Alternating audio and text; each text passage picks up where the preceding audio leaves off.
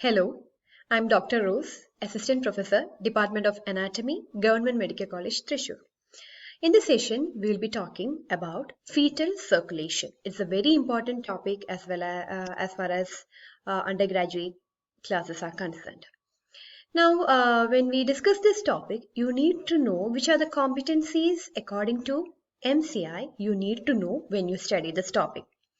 The first competency which is expected from you is describe fetal circulation and changes occurring at birth. The next one is describe developmental basis of patent ductus arteriosus. So you have to keep these 2 points in your mind so that at the end of this session you will be able to answer these 2 questions. Okay, so let's begin. This is actually a specimen which I got during my PG days. This is done by me as part of my thesis. So this is a condition known as common truncus arteriosus. So what do you mean by common truncus arteriosus? You can see that this is right ventricle and this is left ventricle. Okay, and these 2 probes are actually passing through a common conduit. So this common trunk is known as common truncus arteriosus. Usually what happens is from the right ventricle it enters into the pulmonary trunk, and from the left ventricle you have the aorta. So truly speaking, these 2 should be directed through 2 different paths. But since there is an absence of conotruncal ridge which separates this common trunk into pulmonary artery and aorta, there is only one single trunk which is opening into right ventricle and left ventricle. So what happens is the outflow tract remains as a single tract. That is what is happening here. And this will be usually associated with ventricular septal defect because you have the ventricular septum formed like this. So the upper part of the ventricular septum is actually formed by the lower part of the conotruncal ridge. So you have the conotruncal ridge dividing the common trunk into pulmonary artery and aorta. So the lower part of this ridge will come and fuse with the ventricular septum.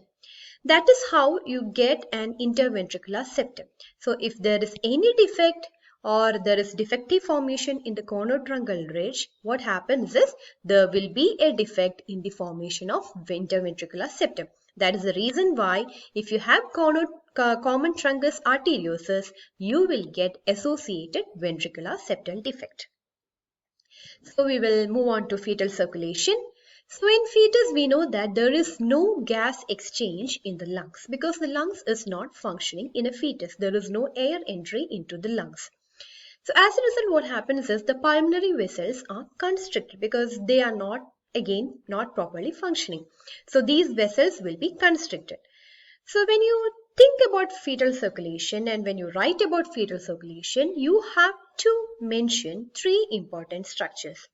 One is ductus venosus, the second one the foramen ovale, and the third one ductus arteriosus. These 3 important points you should mention when you write about fetal circulation. So where will you look for ductus venosus? This point you will get ductus venosus. Then this is the point known as foramen ovale, and this is actually known as ductus arteriosus. Okay, so these are the common things which you get: ductus venosus, then you have the foramen ovale, and then you have the ductus arteriosus. This is 1, this is 2, and this is 3. So for a quick recap of the topic, I will just show the important landmarks which is mentioned in this diagram. You know, this is the heart with 4 chambers. You have the lungs here, you have the head and neck and the upper portion here. Then you have the placenta here, and here it is the lower part of the body, and this is the liver. Okay, so this is just an outline of this diagram. When we discuss about fetal circulation in detail, I will be mentioning each and every component of the fetal circulation. So when you're asked to write about fetal circulation, these 3 points, ductus venosus here, foramen ovale, and ductus arteriosus, these 3 points should come into your mind. Now, oxygenated blood from the mother, that means through the placenta, reaches the fetus through umbilical vein. So we have already mentioned that this is the placenta. Okay, so from the placenta, the direction of arrow is this, isn't it? So from the placenta, so this is the part of mother, and the entire remaining part actually belongs to fetus. So the point which is mentioned here is the oxygenated blood from the placenta reaches the fetus through umbilical vein. So this is our umbilical vein, this red colored region. Why this vein is colored red? That means this umbilical vein and umbilical artery is not like our ordinary artery and vein. Here when we say it as umbilical vein, this is actually carrying oxygenated blood in contrary to our normal vein which carries deoxygenated blood. Okay.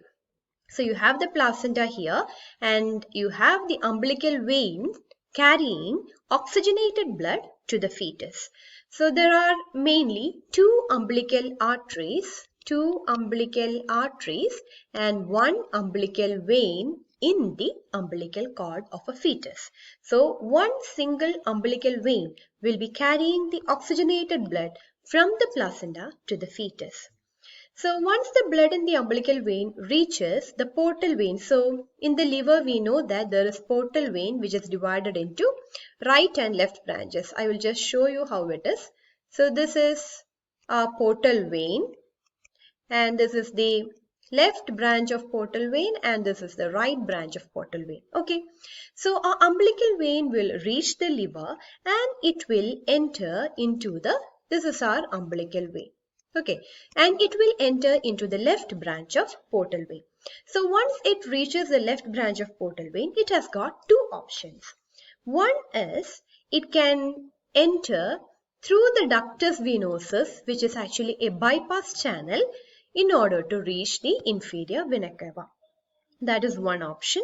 Or the next option is it can enter into the liver and it can occupy the liver sinusoids, and through the hepatic veins it can enter into inferior vena cava. So ultimately the blood is reaching inferior vena cava, but through two options. One is through the ductus venosus, which is actually acting as a bypass channel from the left umbilical vein.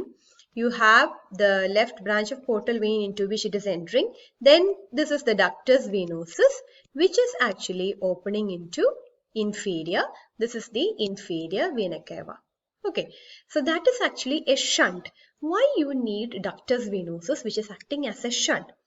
The reason is, if the major quantity of blood, the major amount of blood passing through the umbilical vein is entering into liver, it will get deoxygenated. So our main purpose is to take this oxygenated blood to the developing brain. Okay, so we cannot waste the oxygenated blood by passing through the liver, but still liver needs blood supply. So a major portion will be shunted to the inferior vena cava through ductus venosus, so that the inferior vena cava will be again having oxygenated blood. But a minor quantity will be going to the liver in order to supply it, and through the hepatic veins it will be re-entering into inferior vena cava. Now when the blood reaches, this is our right atrium. Okay, so when the blood reaches the right atrium, this is our inferior vena cava. Most of it is directed through foramen ovale into the left atrium by the inferior border of, this is the septum secundum. Okay, this is known as septum secundum.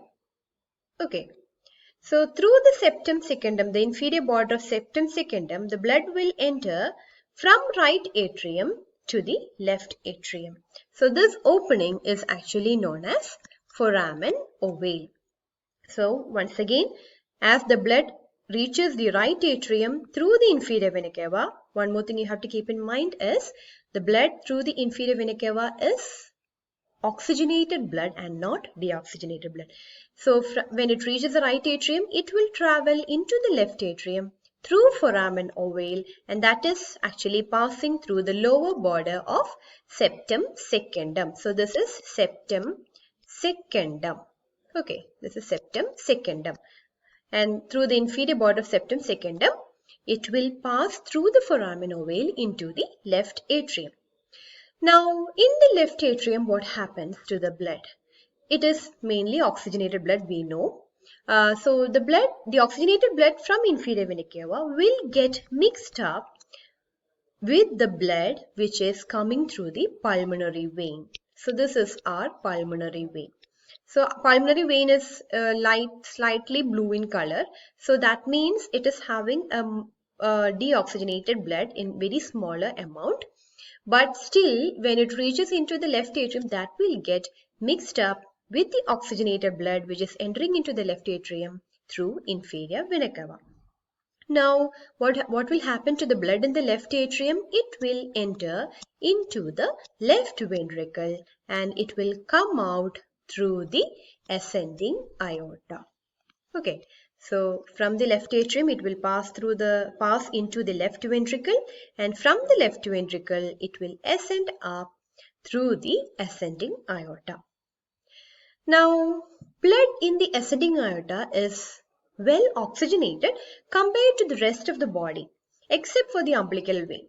Okay, so when you compare the oxygenation status of the ascending aorta, it is carrying oxygenated blood compared to the rest of the fetal body, except for the umbilical vein, because umbilical vein is having oxygenation more compared to that of the ascending aorta, because it is straight away coming from the placenta. But due to a slight mix up here from the hepatic veins and here, what happens is the blood which is passing through the ascending aorta, we have the pulmonary veins also joining with the blood which is coming through the inferior vena cava, right? So there is slight mix up through the hepatic veins and there is a slight mix up through the pulmonary veins. And that is the reason why when we say the oxygenation status of ascending aorta, it is not that oxygenated compared to that of the umbilical vein. But when you compare the remaining part of the fetal body, of course, the ascending aorta will be having oxygenated blood. Now, what is the fate of blood which is passing through ascending aorta, or what are the major organs targeted by the ascending aorta? Because we just mentioned that ascending aorta is having maximum oxygenated blood. Okay, so what is the fate of this maximum oxygenated blood? It will pass through into the heart, then it will go to the head, especially the developing brain, then it will pass to the neck and it will also pass to the upper limbs. So out of these four options, our main concern is brain, because brain suffers a lot if it is not receiving oxygenated blood. So our main purpose is to carry oxygenated blood to these four structures, especially the developing brain. Now talking about foramen ovale. What is the main function of foramen ovale? It shunts, so this is the foramen ovale, it shunts maximum amount of oxygenated blood into the ascending aorta so that the developing brain will get oxygenated blood. We just mentioned it. So what happens to the remaining blood in the right atrium? You know that this is the right atrium and this is the superior vena cava. Okay, and there is a small opening in the right atrium that is for the coronary sinus. So, in the right atrium, you have blood coming through the superior vena cava and you have blood through the coronary sinus. So, this blood in the right atrium, of course, it is not oxygenated. It will actually pass from right atrium to right ventricle and then it will enter into the pulmonary trunk. Okay, so pulmonary trunk will be carrying oxygenated blood, but the level of oxygenation won't be that much compared to that of the ascending aorta. Now, when the blood enters into the pulmonary trunk, this is our pulmonary trunk, it has got again two options. One is the major portion of blood can be shunted through a duct. This duct is known as ductus arteriosus and this is our descending aorta. Okay, so the main purpose of the blood in the pulmonary trunk is to go down through the descending aorta to supply the remaining part of the fetus, because we know the lungs is non-functional and there is no need for a major supply of blood for the lungs. So the blood in the pulmonary trunk, the major portion will be carried to the descending aorta through a duct that is known as ductus arteriosus. So 90% of the blood passes through ductus arteriosus into descending aorta in order to supply the remaining part of the fetal body. Whereas 10% of blood flows to the lungs. We know that the lungs are situated here. So the 10% of blood will be flowing through the pulmonary trunk in order to reach lungs. And we know lungs is non-functional, so there is increased resistance in the pulmonary system. But still the tissue needs blood. That is the reason why we are sending 10% of blood which is flowing through the pulmonary trunk into the lungs. Now, when we talk about ductus arteriosus, this is the ductus arteriosus. It is mainly the patency. It is kept open by two main factors. One is the low oxygen content, and the next one, the main factor, is prostaglandins, PGE2 and PGI2. So, indomethacin is actually an inhibitor of prostaglandin synthesis. When we are planning to deliver fetus prematurely, what happens is indomethacin will act as an inhibitor of prostaglandin synthesis, and that will actually in turn result in constriction of patent ductus arteriosus in premature infants, because otherwise what will happen is even after birth the ductus arteriosus will remain open. That should not happen. When we talk about descending aorta, this is our descending aorta. The blood in the aorta again flows in two directions. So when you talk about fetal circulation, you can always think like whenever the blood enters into one point, it has got two options. At whichever point you discuss, we can remember it like this. It has got two options. You have to know which are the two options. Likewise, as the blood enters the descending aorta, it has got two options. One is 35% of the blood enters the body of fetus. So this is actually representing the body of fetus. So 35% of blood which is passing through the descending aorta passes to the remaining parts of the body of fetus. Whereas 65%, so this is placenta. Okay, so this is 65%. 65% of blood which is passing through the descending aorta enters or reaches the placenta through umbilical arteries. Okay, so which are the branches of internal iliac arteries. So the umbilical arteries carry the blood which is there in the descending aorta, 65% of blood from the descending aorta to the placenta for further oxygenation and recycling. Now we will discuss about what are the changes you expect after birth. So circulation of blood through the placenta stops. We know after birth what happens? We will separate the fetus from the placenta.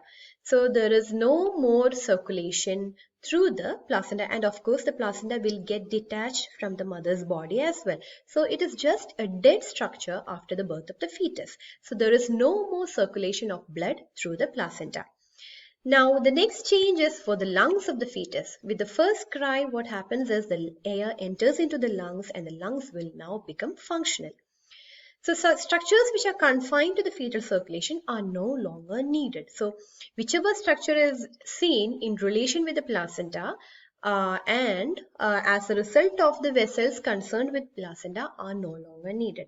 So which are the structures which are no longer needed after birth of the fetus?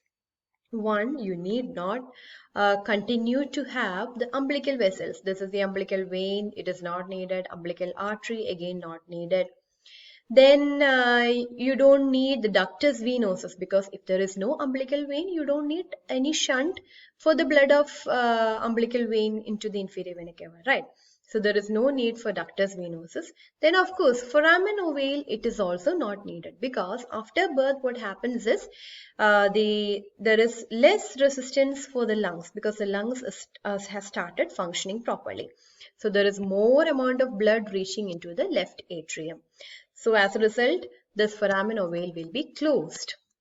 So there is no more need for foramen ovale, and the ductus arteriosus, which used to shunt the blood passing through the pulmonary trunk into the descending aorta, is also not needed, because now since the lung is functioning, the major quantity of blood which is passing through the pulmonary trunk should reach lungs for oxygenation, because we are no longer having the placenta for oxygenation purpose. So it is our lungs which we have to depend.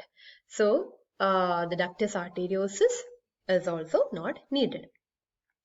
Now, as the placenta gets detached, no blood flow occurs through the umbilical vessels. The umbilical arteries constrict soon after birth. So, when you compare the umbilical artery and umbilical vein, soon after birth, it will be the umbilical artery which will be constricting, because the placenta is a dead tissue. No more blood should flow now to the placenta from the fetus. That is, the fetus should not lose blood.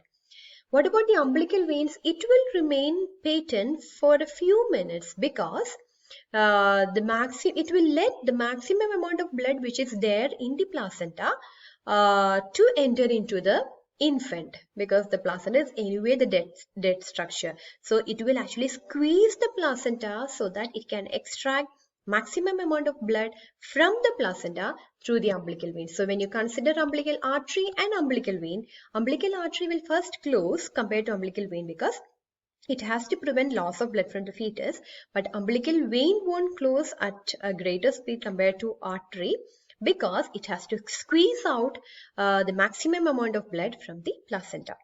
Now about the ductus venosus, the sphincter in the ductus venosus contracts so that whole blood now enters into the liver, and then it will enter into the hepatic sinusoids. And through the hepatic vein, it will enter into inferior vena cava. There is no more need for a shunt of blood through the ductus venosus. It has to, so the blood has to enter into the liver sinusoids. That is the purpose. Now, when the lungs start functioning, what happens? There is decreased pulmonary resistance. And as a result, what happens? The blood flow into the lungs will be increased. When the pulmonary resistance decreases, the blood flow to the lungs will increase. So, as the blood entering into the lungs increases, the blood leaving the lung will also increase. As a result, what happens? The pressure inside the left atrium will be increased, because more amount of blood is now passing through the pulmonary veins into the left atrium, and there will be increased pressure inside the left atrium. As a result, what happens is this will push the septa onto the septum secundum. So this is septum primum. Okay, so this will be pushed against the septum secundum, and as a result, the foramen ovale will be closed. So when the foramen ovale is closed, what will be the fate of blood in the right atrium? It will pass to the right ventricle, and ultimately it will enter into the pulmonary trunk. So since the pulmonary resistance is low compared to the systemic resistance, what happens here? There will be increased pressure through the aorta when you compare it with the pulmonary system in the beginning, because the pulmonary resistance is more when there is no air entry into the lungs. Okay, so since the pulmonary resistance is low compared to the systemic resistance, blood will stop flowing from the pulmonary trunk to the descending aorta. So as a result, what happens is the ductus arteriosus, which connects the pulmonary trunk with the descending aorta, is no longer needed. That is what is happening when the pulmonary resistance decreases. So when the pulmonary, once again I will repeat, when the pulmonary resistance decreases, the blood flow to the lungs will increase. As a result, there will be increased pressure inside the left atrium, and that will be actually carried to the aorta as well. So the blood will definitely flow from a high pressure region to a low pressure region. Okay, so since now the aorta is having the pressure more compared to that of the pulmonary trunk, there won't be flow of blood from the pulmonary trunk into the aorta. That is very important point. Now, the ductus arteriosus usually closes as follows. 20% of it will be closing within 24 hours. and 82% of ductus arteriosus will be closing say after 48 hours, and 100% of all ductus arteriosus will be usually closing after 96 hours. That is the usual time taken for the ductus arteriosus to close. The factors controlling the functional closure of ductus arteriosus are high oxygen content, bradykinin, which is released by the lung smooth muscles. So what happens is when the bradykinin is actually released by the lungs, it will constrict the smooth muscles of the ductus arteriosus, and that will actually constrict the ductus arteriosus as a result of it. So anatomical closure of ductus arteriosus is actually by the transforming growth factor beta, TGF beta. Okay, so the ductus arteriosus, the factors controlling, once again, the factors controlling the functional closure of ductus arteriosus are high oxygen content and bradykinin. So the bradykinin is a substance released by the lungs, and that will actually constrict the smooth muscles of the ductus arteriosus. Now there is a condition known as patent ductus arteriosus. Patent ductus arteriosus, or PDA, is a condition where the ductus arteriosus is remaining patent. That means it is allowing blood to flow from the pulmonary trunk to the aorta. So flow of blood, as after birth what happens is, so before birth we know the ductus arteriosus will result in flow of blood from pulmonary trunk to aorta. So patent ductus arteriosus is seen in premature infants and persistent hypoxia, because we know high oxygen content is needed for the closure. So in premature infants and fetuses suffering from persistent hypoxia, there will be low oxygen content, and as a result what happens is there will be patent ductus arteriosus. So in this condition what happens is flow of blood from the aorta to the pulmonary trunk, because aorta is having high increased blood flow compared to that of the pulmonary trunk. So there is actually entry into the pulmonary trunk from the aorta through patent ductus arteriosus. So when the blood enters from the aorta to the pulmonary trunk, it leads to pulmonary hypertension and heart failure. Okay, so the blood will actually flow from aorta, which is having blood, high pressure blood, and that will actually flow from aorta to the pulmonary trunk, and as a result there will be increased pressure in the pulmonary system, that is known as pulmonary hypertension, and it will result in heart failure. So usually indomethacin is used to constrict the ductus arteriosus in premature infants, because premature infants, we have already mentioned that they are actually having a high tendency of having patent ductus arteriosus. So in premature infants, indomethacin is actually given to constrict the patent ductus arteriosus. Now when we talk about ventricles, this is the right ventricle and this is the left ventricle. Right ventricle is actually thicker since it is acting against resistance in fetus. In fetus, we know that there is increased pulmonary resistance because the lung is not functioning properly. Because if the lung is not functioning properly, the air blood won't be entering and there will be increased resistance. So actually, the right ventricle will have to pump at a faster rate and against resistance. That is the reason why the right ventricle thickness is more compared to that of left ventricle in case of fetus. But in adults, what happens is, there is increased flow of blood into the left atrium and left ventricle. So more amount of blood has to be pumped out of the heart in order to reach the different parts of the body. That is the reason why the wall of the left ventricle is thicker in case of adults. Now let's see what are the fetal remnants. That is, after birth, we know all these important structures which we just mentioned as a part of fetal circulation are no longer needed. But still, at their place, you will be identifying some important structures which are considered as remnant of those structures. So, umbilical vein. So we know this is the umbilical vein. That will be actually getting converted as ligamentum teres or round ligament of Leber. Now what about ductus venosus? In this portion, instead of ductus venosus, again you will be seeing a ligament that is known as ligamentum venosum. What about the umbilical arteries? So this is the umbilical artery.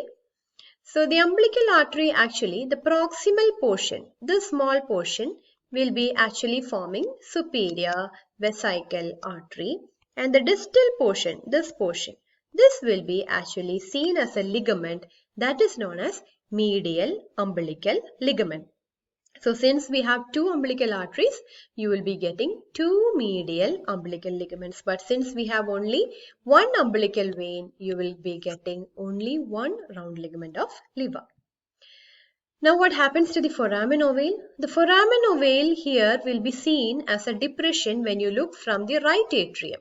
Okay, so this depression when you look from the right side onto the interatrial septum, that is known as fossa ovalis. So this depression is actually caused by the septum primum. Okay, so it is the septum primum which is actually seen at the fossa ovalis. So when you look from the left atrium, the depression here, this is actually known as lunate impression. So these are the two impressions which you will be seeing on the right and left side of the interatrial septum. So the septum primum will be actually forming the floor of fossa ovalis. What about septum secundum? So septum secundum will be coming from above. The lower border of septum secundum will be actually forming limbus fossa ovalis. What about ductus arteriosus? This will be seen again as a ligamentous remnant that is known as ligamentum arteriosum. So when we talk about main events in the fetal circulation, we have to first mention about the important structures seen during the fetus is inside the womb, and what are the changes happening for these important structures after birth. That is how you discuss fetal circulation. So it is the main events towards the end of the fetal life and as soon as the baby is born are closure of foramen ovale, closure of ductus arteriosus, establishment of pulmonary circulation. So in order to summarize, we have already mentioned that there is ductus venosus, foramen ovale, ductus arteriosus for the continuity of blood so that there is oxygenated blood reaching the ascending aorta for the developing brain. So that is the reason why we are having many shunts to prevent the deoxygenation of the blood. Then you have the umbilical vessels which are carrying blood to and from the placenta, because placenta is acting as an organ of purification or oxygenation since the lung is not functional. And after birth, we know these structures are actually disappearing by leaving a remnant inside the body of the baby. So we have seen all the remnants as well. So that's about fetal circulation. Hope you have understood. Thanks for watching.